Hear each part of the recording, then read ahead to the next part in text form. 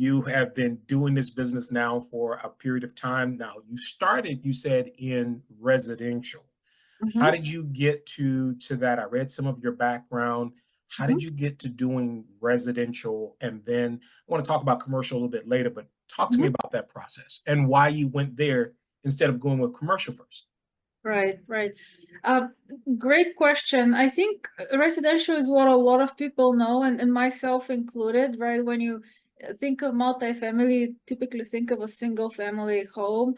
Also, part of it is my personal approach. I like to crawl before I walk, walk before I run, run before I sprint. So wanted to take very thoughtful incremental steps.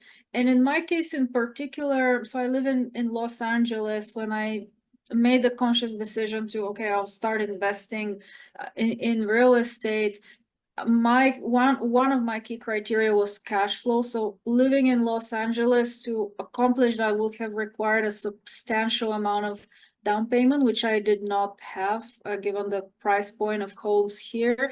So naturally that pushed me to look out of state.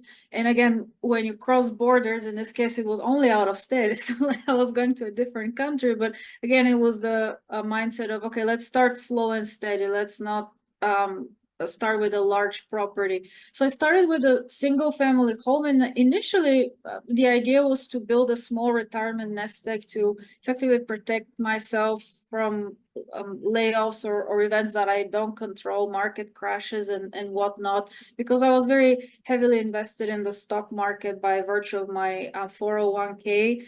That first investment did well, then it led to another, which was a duplex, and then that's when I think the light bulb went on, and I thought, wow, this is not just a small retirement nest egg. It can be actually a full or a steady cash flow income stream.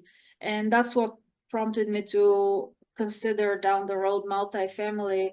But as far as single family, that's how it got started. It was definitely small and steady, and overcoming those fears and limiting beliefs as well, because a lot of people will tell you, oh, don't invest in beyond the 5 mile radius from where you live. And I don't necessarily disagree with that. It's important to have that local knowledge, but it's not impossible to invest out of state as long as you build the right infrastructure, connect with the right people, including boots on the ground, which is a very important factor.